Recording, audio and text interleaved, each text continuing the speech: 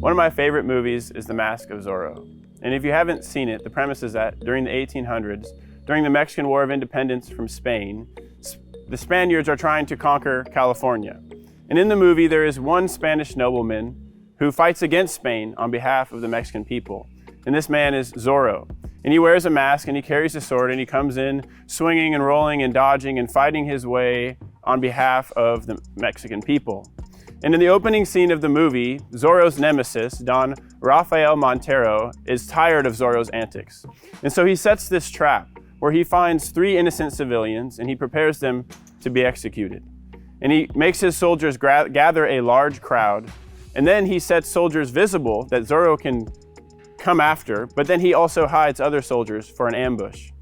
And in the scene, these civilians have bags over their heads and they're being prepared to be shot. And just as it seems as they're about to be executed, Zorro arrives to save the day. And when Zorro comes into the picture, the crowd goes wild. They're chanting his name. And Zorro just embarrasses these soldiers with his expertise. And he embarrasses Don Montero.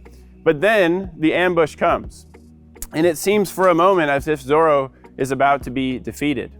But then there are 2 people in the crowd, 2 young brothers, Joaquin and Alejandro, who love Zorro and they see that he is in trouble, and so they know they need to help him.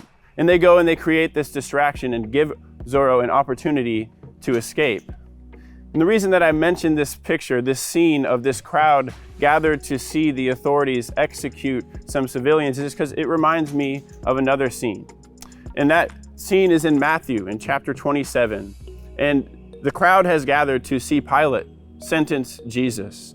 And we can read starting in verse 15. Now it was the governor's custom at the festival to release a prisoner chosen by the crowd. At that time they had a well-known prisoner whose name was Barabbas.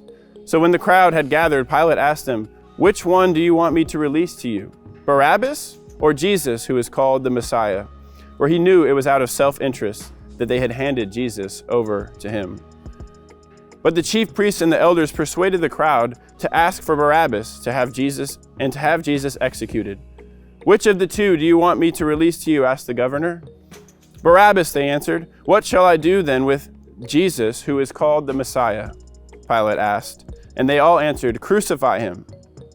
"Why? What crime has he committed?" asked Pilate. But they shouted all the louder, "Crucify him." And when Pilate saw that he was getting nowhere, but that instead an uproar was starting, he took water and washed his hands in front of the crowd and said, "I am innocent of this man's blood.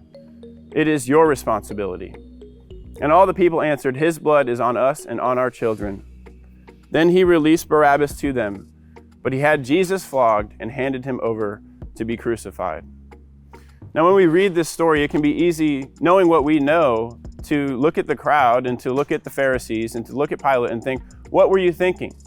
Letting a guilty man go free and sentencing an innocent man to death. And it can be easy to think that if we were in the crowd, if we were there, we would know better. That maybe if we were in the crowd, we would be like Joaquin and Alejandro. We would see Jesus needing help and do something to help him, create an opportunity for him to escape. But as we approach Easter, what we have to recognize is that there are no good guys in this story except for Jesus. Really, we have a few options of who we are like in this story. We might be like Pilate, where we recognize that Jesus is innocent, but we don't want to be attached to that. We don't want to get in the way of the crowd, and so we just claim indifference. We claim innocence. Or maybe we are like the Pharisees, where we have influence over the crowd. And if we were those people, we don't want to let go of that influence. So we influence the crowd towards our own agenda. Or maybe we're like the people in the crowd who are swayed by those above us, swayed by those who are more influential than us. And we're the ones shouting, "Crucify him, crucify him." But really, all of us in this story are like Barabbas.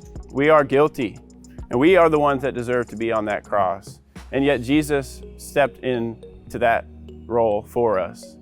And Jesus, he is the hero in this story, but he doesn't come swinging and fighting and dodging, and he comes teaching and preaching and healing. And he does not try to escape, but he willingly goes to the cross in place of you and I.